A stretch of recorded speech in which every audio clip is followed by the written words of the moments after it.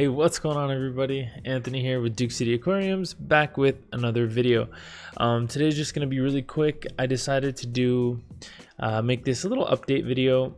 Last episode, I had ordered some fish online, and we ended up missing a fish and things like that. So that one was kind of left hanging.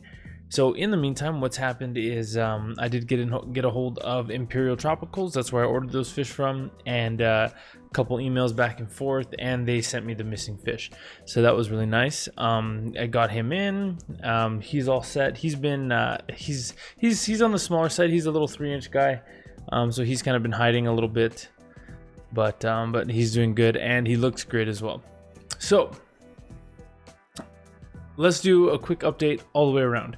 So with the 75-gallon African cichlid aquarium first, this aquarium is the one that I put all the new fish in, and so 3 of the 4 fish that I put in there, the 3 little ones, the little yellow lab, the new blue flame tail that I got, that was a missing fish, and the dragon blood, they're all doing great. They're too small to really pose a threat to the bigger fish, so they kind of just get left alone. However, the ruby peacock that I put in there, he was 5 inches. He got immediately just beat up really bad.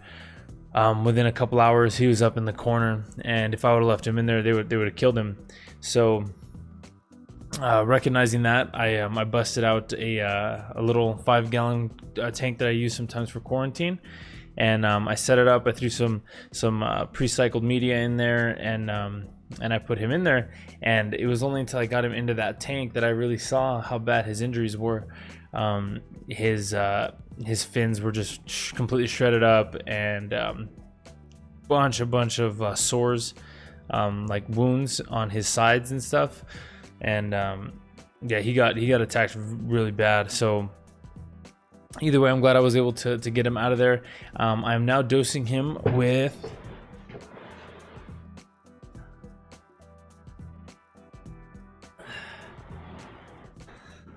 some Melifix from API. If this works really well on like open sores and things like that. If a fish has been fighting and they've kind of messed themselves up, go pick up some Melifix by API, and you can dose that. So that's the only thing right now that I'm dosing in that little the 5-gallon tank that he's in.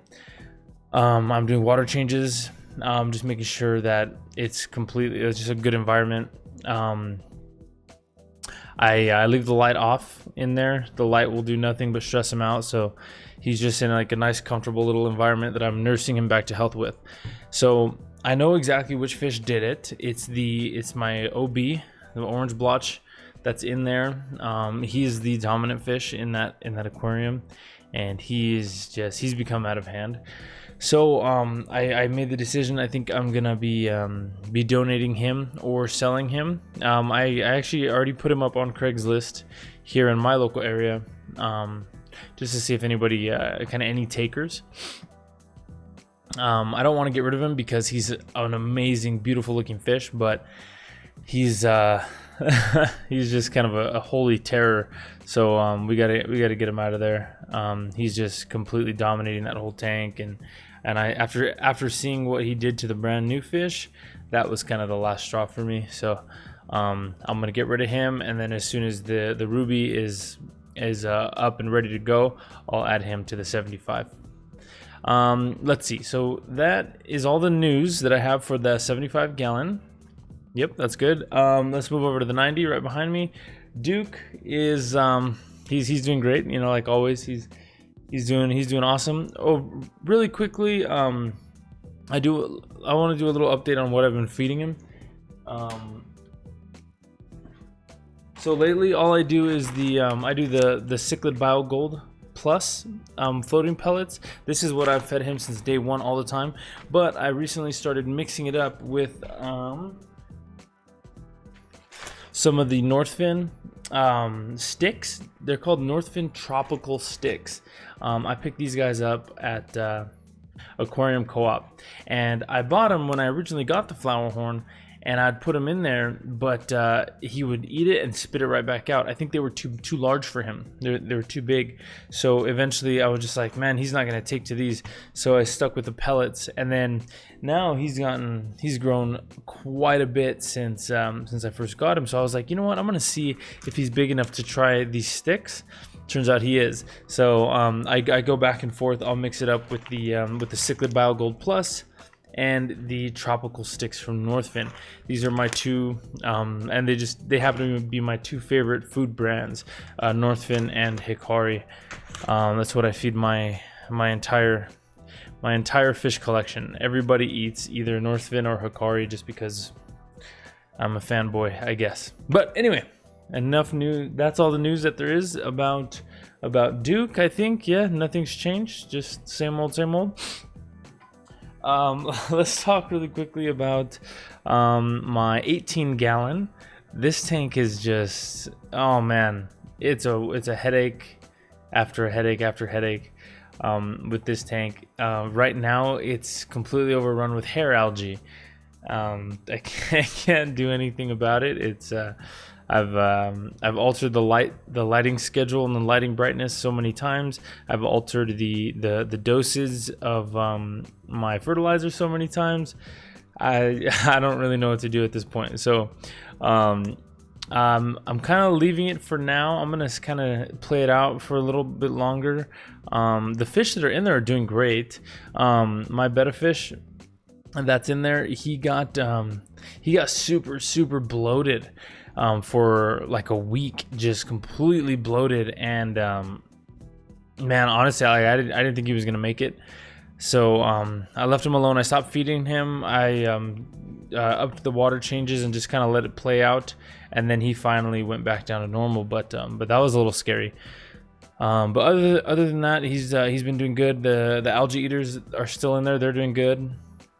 So we'll see how that tank plays out. I might just completely redo it in the near future. We'll have to see. If you have any suggestions down below, let me know what you guys think I should do with that tank. And then last but not least, my 20-gallon. That one hasn't been on the channel in a long time. I haven't done any videos on that one in a while, but nothing's new with it. It's still there. The Java Fern is still looking horrible.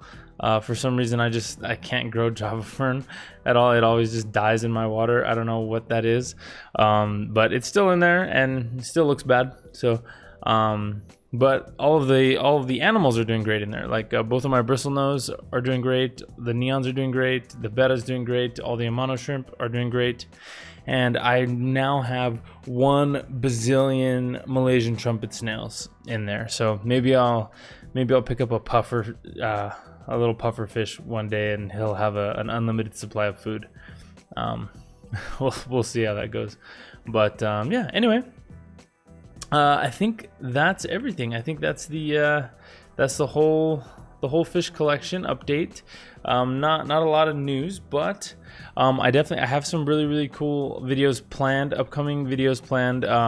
Some more series of videos that they're going to be really cool. So if you haven't yet, please like, share, subscribe, comment down below. Let me know what you guys think, and trigger the bell notification next to the subscribe button so you get notified right when my video goes live. But anyway, that will wrap it up for me today. I thank you so much for watching. My name is Anthony with Duke City Aquariums, and we'll catch you in the next one.